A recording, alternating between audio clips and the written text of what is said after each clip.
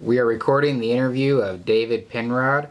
This interview is being conducted by David Barry, Lucas Schroeder, and James Hale from the Wright State University's Veteran Voices Project. Also in attendance is Kelly Carr and Micah Carr. Yeah. This interview is being recorded at Mr. Penard's residence in Fairborn, Ohio. It is 1:30 p.m.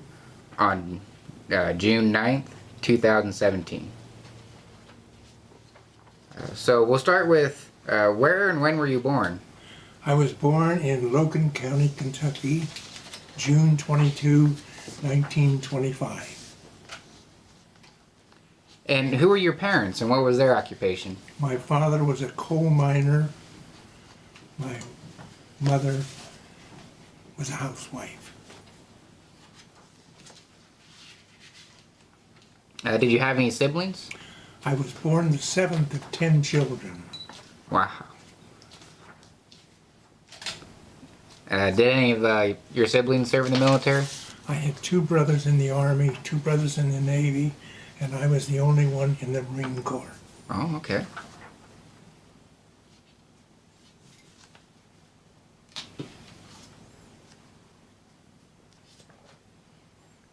So your brothers in the Army, what were their jobs?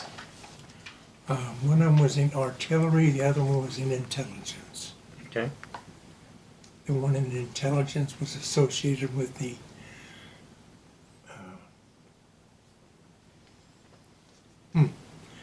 intelligence in Stockholm, Sweden.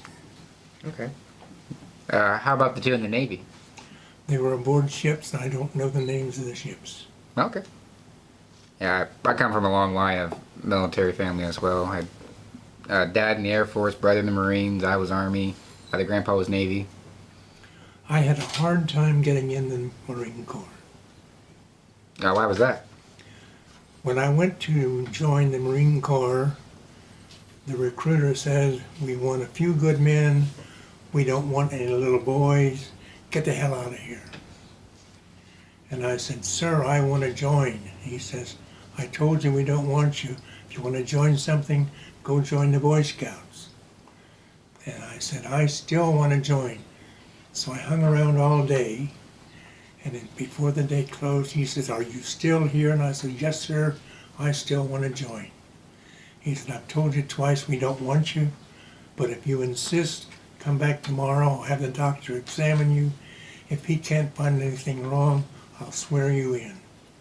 I went back the next day, the doctor examined me and said he's not very big, but he's nothing wrong with him, and he said, "Raise your right hand and repeat after me."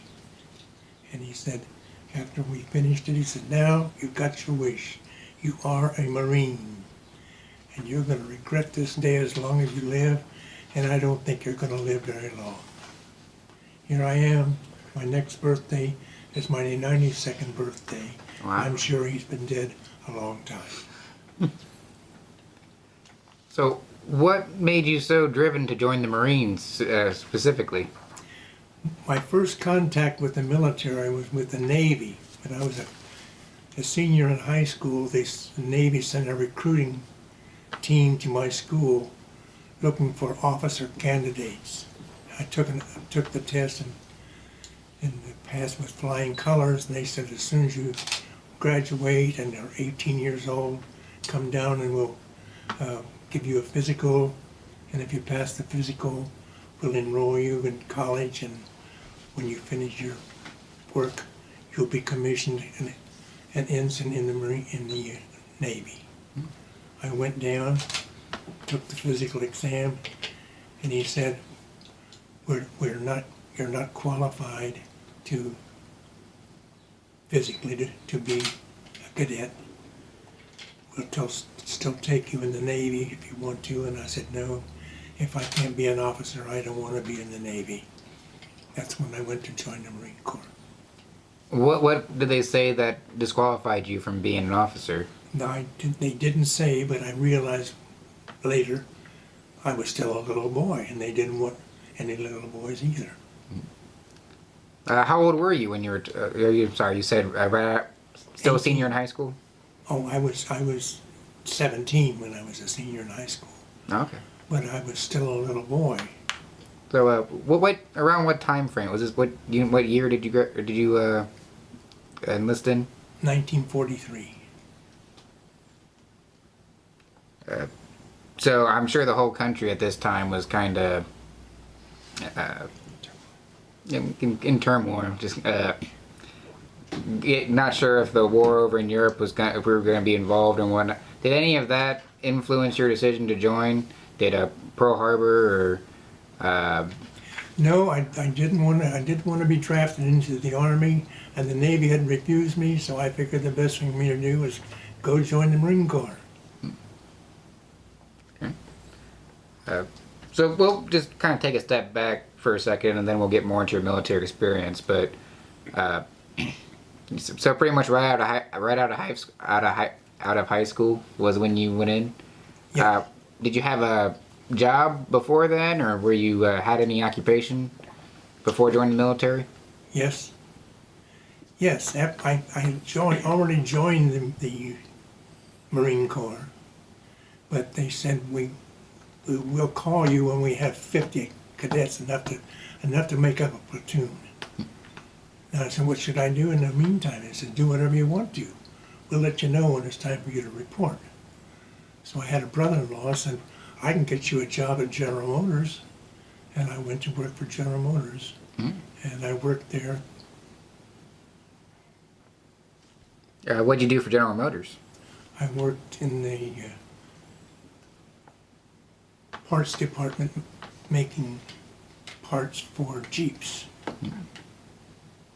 And my boss said, if you want to, I can get you a deferment. And I said, no, I'm going to go in the Marine Corps. He said, with your intelligence, we'll send you to General Motors Tech. I guarantee that you'll get a college education. And I said, well, it's too late. I've already enlisted in the Marine Corps. And shortly thereafter, they called me and said, report. And I reported. They sent me to California for my boot camp. All the way across the country. So was that the first time? Did you grow up in Ohio, or Oh, yes, yes. was that your first time leaving the state or leaving Ohio? Yes. How did that feel to be off on your own for the first time, leaving for basic training during this historical time in our nation's history? I wasn't by myself. There were three from Dayton, Ohio, and three from Cincinnati in the group. And I was the smallest and the youngest one of any of them. And they appointed one of them as the group leader to make sure that we didn't get off the train and do something. So, but I got off to a terrible start in the recruit camp. The first night I had already gone to bed, and we were in the bunk beds. I was in the lower bunk, and the guy going to sleep on top of me said, here, hold my cigarette till I can get in bed. So I'm laying in my bed with a cigarette going, and the drill instructor came in and said, what are you trying to do? Burn up your buddies, get out of that bed and come with me.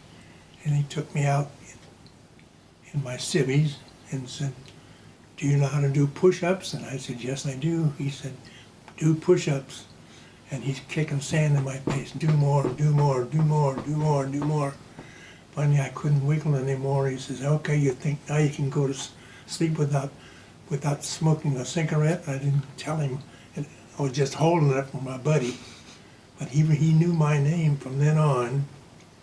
And then they carried what they called a swagger stick, which was actually a horsewhip.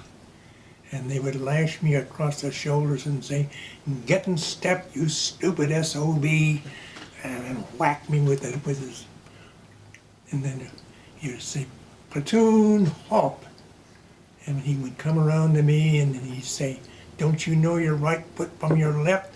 And he stomped on my right foot and said, now, the one that hurts is your right foot. Can you remember that, you dumbass? Lashed me again, and away we go. So I lived through it, 13 weeks of training.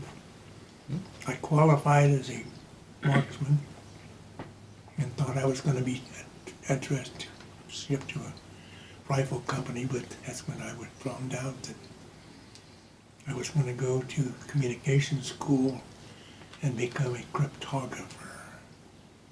And I said, I don't want to be a cryptographer. I want to be a rifleman. And he said, we got lots of guys with an intelligence of 90 to 110. We don't get very many with an IQ of 145. Do you know what that means? That's a genius class. He said, you are going to be a cryptographer, whether you want to or not. So I went to communication school, became a cryptographer. So where was the school at? Camp Pendleton. And kind of what were some of your duties as a cryptologist, or what does a cryptologist do? Encodes and decodes secret messages. Oh. Yeah. So I said, I'll be sitting at a desk in an office. I want to be a rifleman. He says, I told you, you're going to do what you're told to do. And so I did.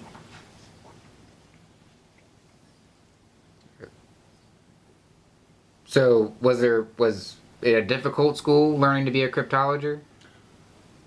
Wasn't difficult for me. I mean, I'm a genius. What the hell? So, like, what did they have you do, like, as far as, like, training? Did, like, they show you, like, previous lines of code that you'd have to decrypt, I had or... a code machine. Yeah. But I was just doing it. Yeah. Simple. Encoding and decoding. But it took time. And when they got the Navajo Indians, they could talk in Navajo, didn't have to be encoded or decoded. So my job was eliminated. And guess what? I finally got to be a rifleman. Oh. I bet you were happy about that. Yes, I was. How long were you a cryptographer? Cryptographer. Thank you. Cryptographer. Before you got to go back to the line, or before you got to become a rifleman. Shortly after we landed on Iwo Jima. Oh, Iwo Jima. Iwo Jima, yes. I'm a survivor of Iwo Jima. Wow. One of the very few left. So tell them about that, David. Tell them about that. Tell them about Iwo Jima. Yes, are you please. aware of it? Yes. Oh, yes. Are you aware that over 80% of the Marines who landed on Iwo Jima were either killed or wounded? I knew there was a high casualty rate, but I didn't know it was 80%. Over 80%. Tell them the story. So you got there on the boat. Oh, okay. Well, we had to, we were in the assault troops. We had landing gear where the front of the boat goes down and you run off into the waves. They get as close as they can get to shore, and sometimes they don't get very close. Sometimes people drown getting off the ship before they can get to the quiet water. Or sometimes they get shot and can't make it to shore. Was that something you were worried about, was drowning or not making it to the shore? No, I figured I could make it. I wasn't worried about it. But as I said, I told her, there's two of us side by side, and he got shot and I didn't get shot. Why was God protecting me and the other guy got killed. David, tell them the story about going forward and having to watch overnight. Oh yeah, the first night on Iwo Jima, and where I had dug in what I considered a pretty good hole, and my sergeant came to me and said, "Get your stuff together. I'm moving you 20 yards ahead of everybody else, because every island that we've attacked, they've had a suicide attack. So we're putting you out there ahead of time so you can give the warning so the rest of us can sleep. How would you like that?" I said, "Who the hell's going to get shot first? Me." But thank God they didn't make an assault the first day. Mm. And then what happened the next day when you woke up? Well, guess what? They came back and said, "Okay, they didn't attack, so hold your position."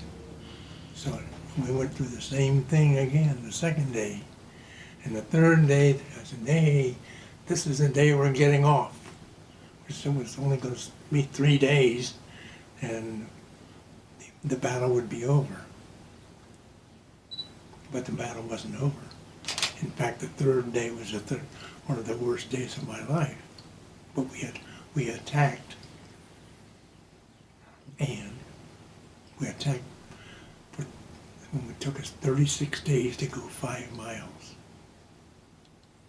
and we lost 80% of the people. It was the worst battle the Marine Corps ever fought. The first time they ever lost more men than they killed. Unbelievable. And somehow, here I am. So, what were you doing during this day? Were you with were you assaulting? Were you Attacking? Yeah, that's what I did. And he says, "Go forward until I tell you to stop." Well, I would go as far as I could go. When I couldn't go anymore, they would stop, and someone said, "Well, did you dig a deep hole?" I said, "Hell no." I pushed a little dirt up in front of me so I could lay behind it, but I didn't dig any deep hole, because I never knew how long I was going to be in there. I was hoping I would just be there a few minutes and move on. So. Was it mostly small arms fire? Or did they have a lot of booby traps set up for you, or indirect fire? Absolutely, absolutely. And I was on the 4th or 5th day. I got out of my hole to take a pee, and it was an aerial burst. And I came to. I was knocked back into my hole, and there was a guy saying, "Are you hurt? Are you hurt? Are you hurt?" And I said, "Well, I got a big ringing in my ears."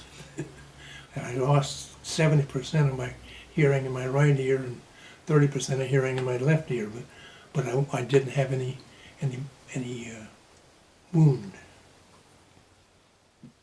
But the guy that I was talking to on the other side, he got a piece of shrapnel in his right hand, and so they took him off, sent him back to Hawaii, and he was declared incapable of doing his duty, and he was given full benefits.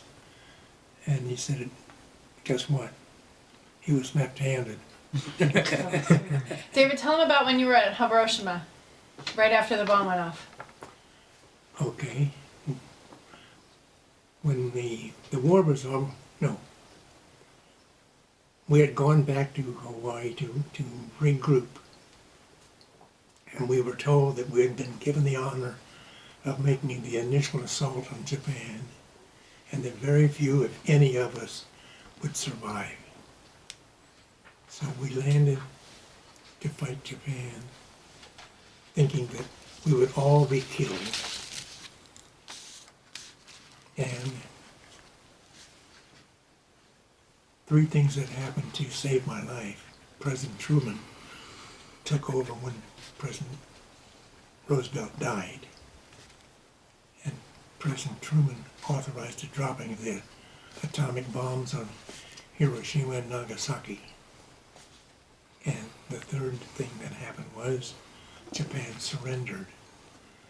We were the first troops in Japan, but we landed without a shot being fired at us. So tell them when you went to Nagasaki, or was it Hiroshima, and you were driving around. Tell them that story. Okay.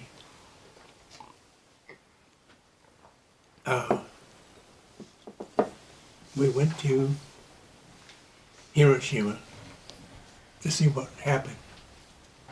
And it was as black as this. There was nothing left. But hundreds of thousands of people had been killed instantly. And I'm walking around not knowing that I could get cancer from radiation poisoning. And people said, why did you do it? I said, well, hell, I didn't know any better. I didn't know I was going to get a chance of radiation poisoning. What did you see when you were walking around? Nothing but black. Was gone. The whole town was gone. Hundreds of thousands of people were killed snap of a finger. It was an aerial burst with all the force coming down. I heard one time that after Hiroshima and Nagasaki that some of the people that were killed during that blast were like flash frozen on the walls, or that they died so quickly that you could see outlines of them from the explosion still on buildings and stuff. I didn't see anything. All I saw was black dirt. Okay. And I shouldn't have been walking in it. I shouldn't have gone near it. But I was told later, well, we had guards so nobody could get on it. I said, there weren't any guards. We were the first troops there. We were there and gone in 20 days. You probably put guards up after we left, but there weren't any guards when we were there. So with Iwo Jima and being one of the first Marines in Japan and avoiding the invasion pretty much and accepting their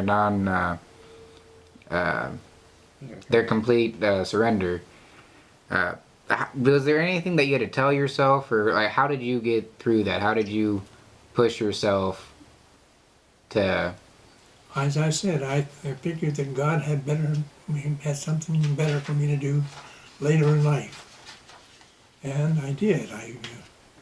My father retired at 65, and he lived to be 85. I provided for he and my mother for the last 20 years of their lives.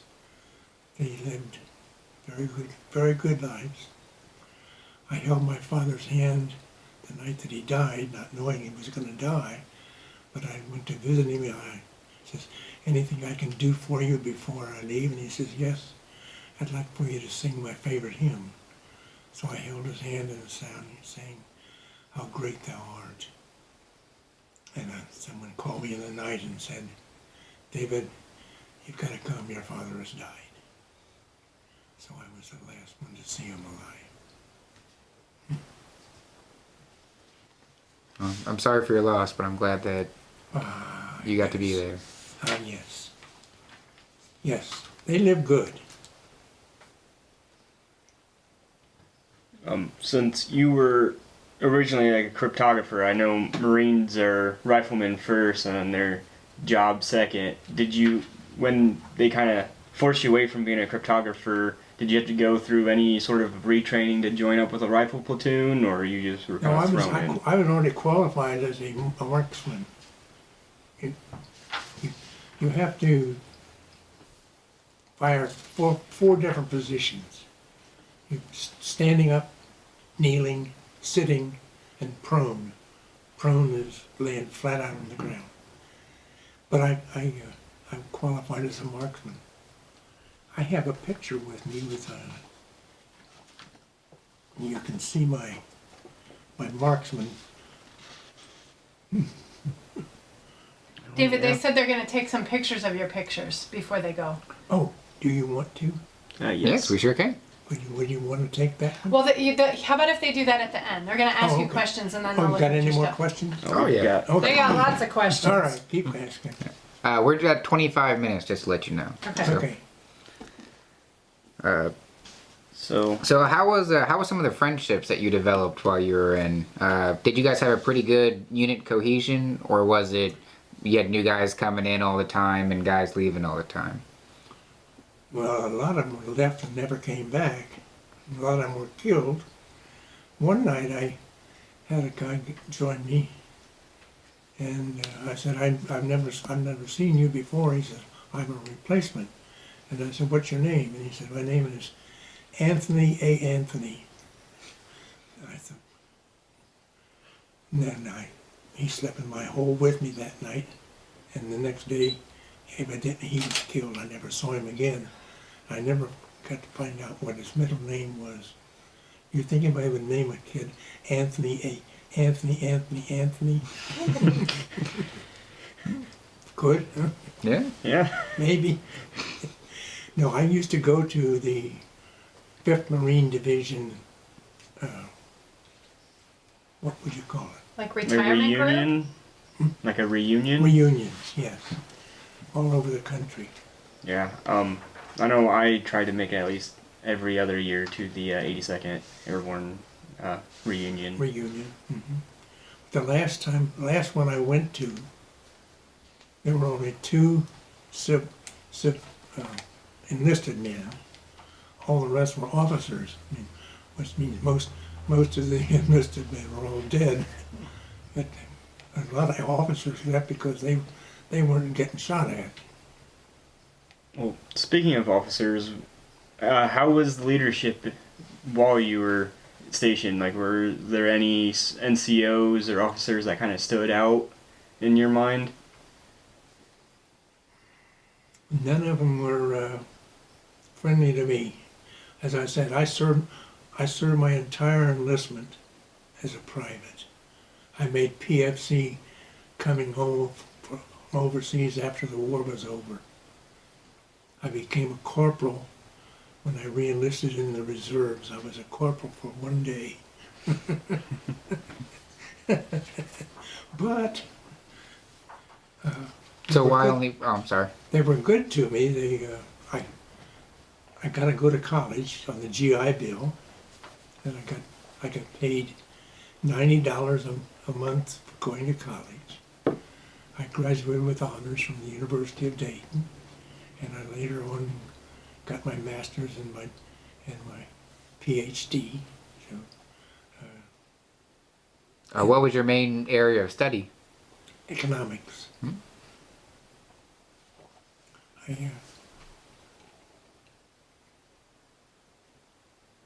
I did very well in business afterwards.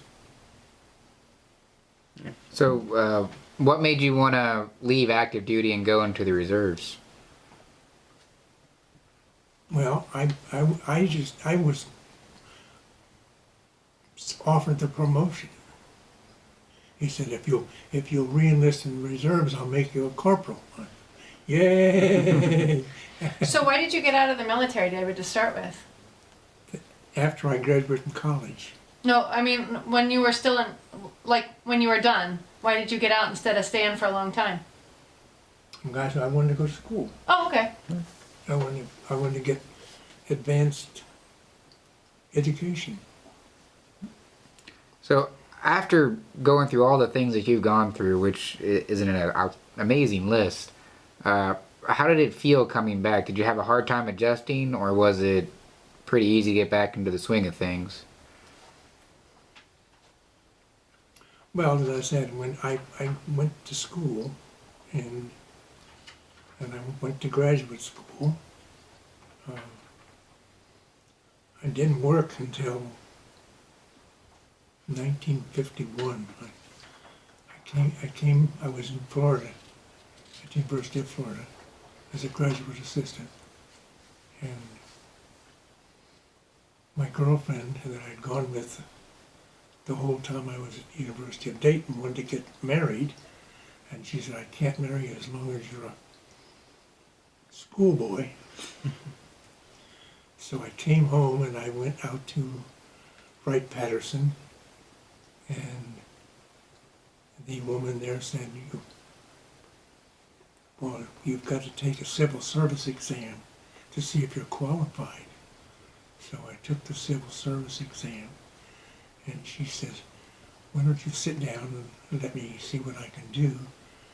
And I could hear her talking to a colonel on the phone, and said, Colonel, I've got somebody you ought to talk to. So she sent me over to talk to the colonel, and he said, I've got a major that's been passed over, and he's going to retire, and I need somebody to take his place. Do you think you could replace a Air Force major? And I said, I'm a Marine corporal. Of course I can replace a major. He says, well, one thing's for sure, you're a cocky SOB. He said, I'll tell you what I'll do. I'll give you a 90-day trial, and if you are still working out after 90 days, I'll make it a permanent assignment. So I went to work for Wright-Patterson, and my girlfriend said, okay, if you last a year, we'll get married. So one of the first jobs I had in replacing this major, he was negotiating to buy Air Force starter units for the new jets. And he says, it's almost done. All you got to do is finish up the contract. But I started reading the contract, and I said, you've got one that's a lot less money than what you're going to pay contract for. And he says, yeah, I didn't consider their proposal complete. So I called the people that had been passed over, and I said, why didn't you put down a price for the first article? And they said, we figured the first article was ridiculous because we're already making the thing that you want for civilian aircraft. So I said, can I fly out and see you? So I flew out to see them and went, and sure enough, they're making what we want. So I wrote up the contract, and guess how much cheaper it was? No idea. $11 million. Oh, jeez. $11 million I saved them. And I got a written commendation and an immediate promotion for saving the Air Force $11 million. And I got usable units in a few days, and the other guy was going to take him 9 months to make the first article. Wow. And so I got, David, you got a written commendation. I still got it. Cool. Still got it. And he says, you really did something that great. So then I started getting all the difficult procurements, and I would get calls from the headquarters in Washington,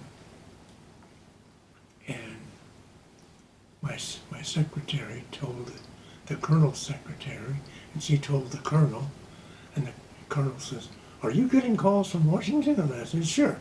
So he told my secretary, the next time David gets a call, you tell him to talk to me. So she would go tell him, and he would come and say, what about this job? But he was getting the again, rank. Yep. Yeah. Officers get all the glory. That's right. He wanted to, and anyway. So I, at the end of that year, I finally got married. I was 27 years old when I finally got married. So you lasted at Wright Pat longer than a year at least. How long did you work there? Altogether, I think 5 years. And then where'd you move on to after that? I went into business selling products to the Air Force. Oh. From buying stuff for the Air Force to selling stuff to the Air Force. Probably a lot more money in that. I ended up a millionaire. Oh. I mean, I went from nothing to selling enough parts that I became a millionaire. But my wife said, David, enough is enough. No matter how rich you are, you can't buy your way into heaven. So I ended up giving most of my money away. Wow. Did you just give it to like charities or? Most of my family. Okay. Alright, that's great. Yeah. I ended up, most of my brothers and sisters all worked for me. When I sold the business, I had 150 employees. I went from me to 150 employees. Is that business still around today, or? No, I sold it to somebody who merged it with another company. Okay. No, How old were you when this happened? 44. So did you retire? Have you been retired since then, or did you find something else to keep your time? Well, yes, I became a stockbroker. Okay. Like, did you work like on Wall Street, or just kind of like around as a personal finance? Worked for Merrill Lynch. Okay. The guy that hired me, I said, I don't have to work. And he said, well, you make a lot of money. I said, how much would I make? He said, I'll start you out at $250,000 a year. I said, when can I go to work? He said, the first Monday of the year, you can come to work. So I went to work as a stockbroker. And you did really well. I made a lot of people a lot of money. Well, that's good. And I made a lot of money for myself. I ended up, oh well, it's over, it's done. Yeah. No. Okay. But I was very successful. Do you think do you think being a Marine and doing all the things that you've done was able to propel you to be this successful in life? Well, it made me be a striver. Yeah, yeah. I had to strive in the Marine Corps because they didn't want anybody that wasn't going to try. So when they say go forward, I go forward. Now, you had mentioned earlier when you were, I believe, going into Iwo Jima that there was a gentleman, or that there's another Marine close to you that was hit when you weren't. Do you ever feel that because you were able to survive when some of your buddies didn't survive during this time, that you owed it to them to be more successful or to live a little better? No, I didn't. No, I didn't have that thought at all. I just felt I was lucky. And you kept up with some of your Marine friends, right? Oh yes, I still do. I still have three left. That served with you. Yet served with me. Wow. Yes. And how do you stay in contact with them? I visit them. I visited one just last month in Iowa. Are they just all throughout the United States, or are any of them local, or? No, there's none local. I think I'm the last survivor of Iwo Jima that's being treated by the Dayton VA hospital. Are they treating you well there? They do everything for me. That's great. Yeah, That's good to hear. yeah. So let's we'll backtrack a little bit back to so what were you doing when the war ended? Were you still in the Marines, or were you already no, well, you would have been still in the after. When the war ended, Yes. yes. How did you feel when that happened? We were on our way home. We were aboard ship coming back to the United States when the war ended. So when they surrendered, is that what you mean? No, Okay. no, When the war ended. no. When the war ended, we were in Japan. We were fighting. So, Yeah, you're good. Go ahead. Yeah. We were attacking Japan when the war ended. so did you feel the war wasn't quite over then yet for you, or were you just happy? How long did you stay in Japan before you were able to come back to the United States? We didn't come back directly from Japan. We went to Penrod, and we were rousing out Japs who had, what would you say, deserted.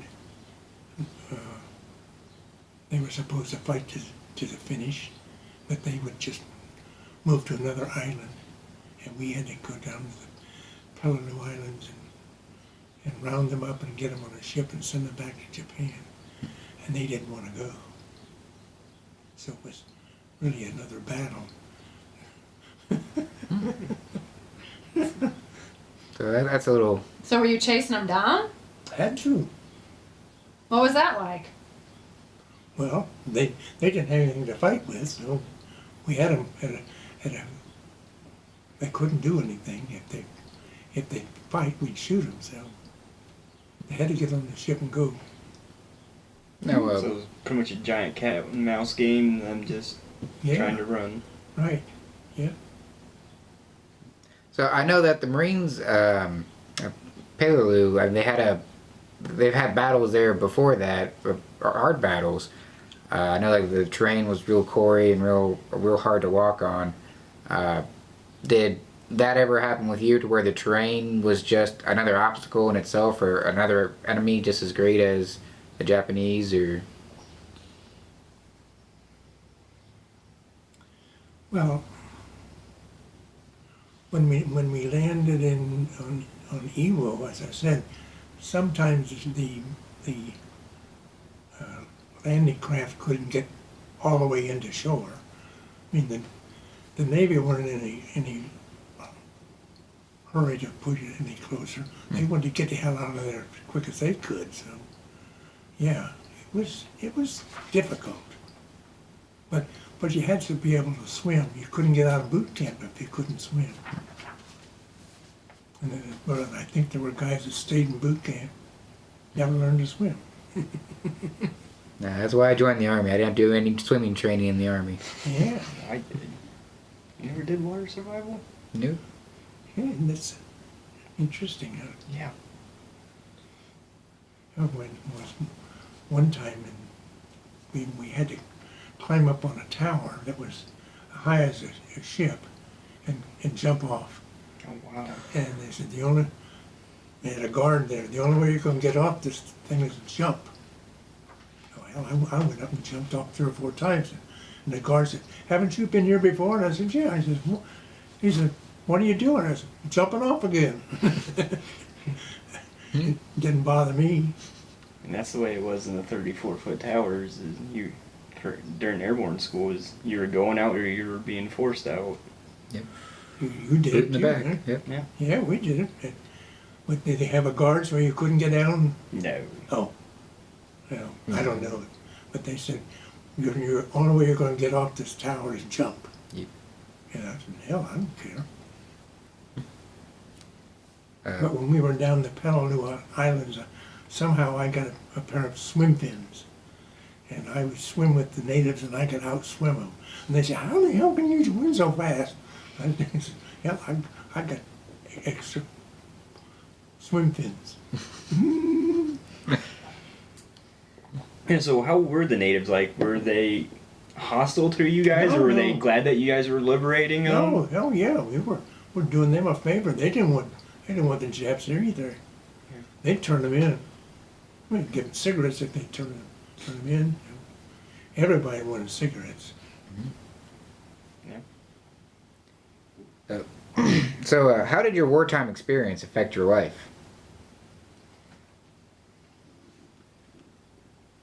Say again. How did your wartime experience affect your life? Well, as I said, it made me a doer. I mean, I learned to do.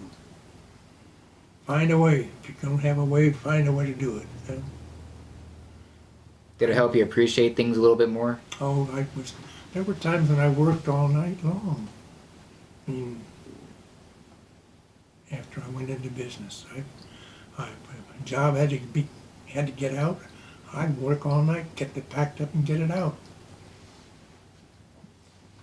Do you have any other cool stories that I haven't remembered that you want to tell them about? I don't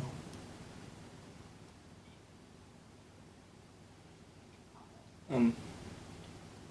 So you were talking about how your wife would only marry you if you worked Yes. for so long.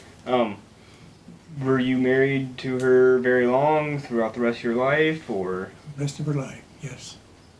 She died when she was 82.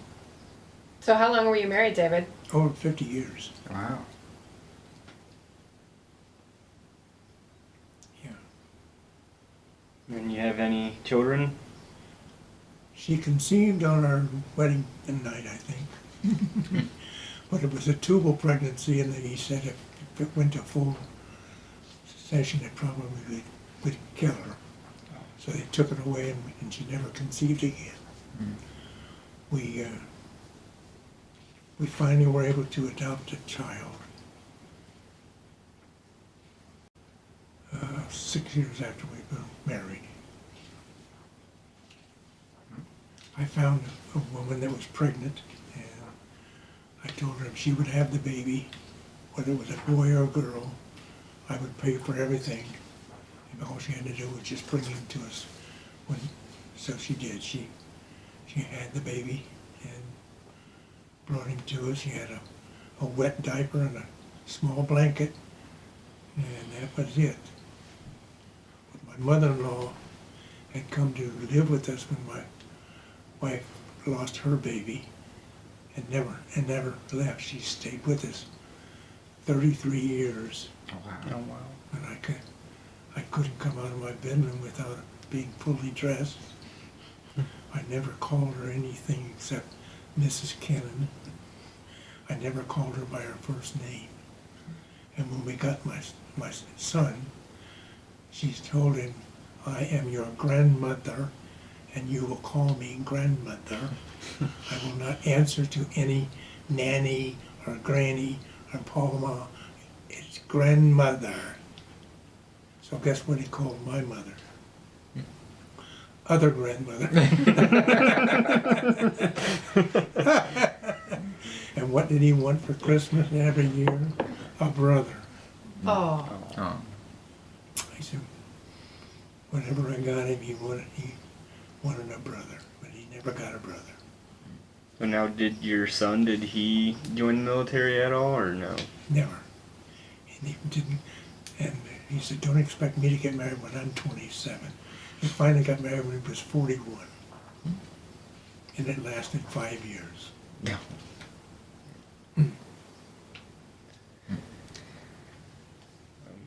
So, how has your military experience impacted your feelings about war and the military in general? I think we need a military force. And I would enlist tomorrow if they'd have me. It was necessary. I'm sure they benefit from that. When they dropped the bombs on the Twin Towers in New York, hell, I'm ready to go down and enlist then. I think I was in my 60s, but Yeah, That was a motivator for me to join. I was Right. about, what, 12 when that happened? I 11? don't remember when. But Yeah, It's 11, 2001, so. I was 11. Yeah, I was in my 60s, 70s. Anyway, I was willing to go. Well, I have a couple more questions left Yes. for you. Is there anything you feel like we haven't discussed or should be added to this interview? What? No. Okay. And then, Are you part of any veteran affairs, like part of the VFW or like the I'm- American Legion? Both. I'm life members through VFW and American Legion. And when I went to join the VFW, the guy said, "No, you can't be in." And I said, "Why not?" He says, "This is for people who've served overseas. You're still a little kid. You couldn't have served overseas." And I said, "Oh, yes, I did." He says, "Prove it." So I had to go home and get a copy of my discharge papers.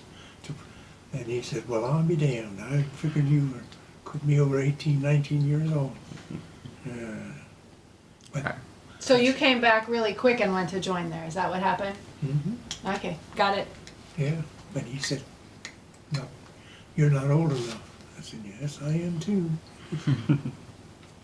And then, And I've been a member ever since. oh, that's great. And I still dress up in my uniform. And at 9/11, I parade with them. So I only have one question left for you. Yes, sir. What message would you like to leave for future generations who will view this interview?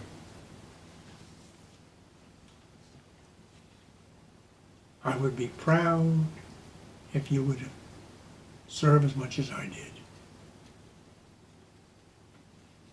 I think those are great. A great message. I think that's any of us in the military would like to see.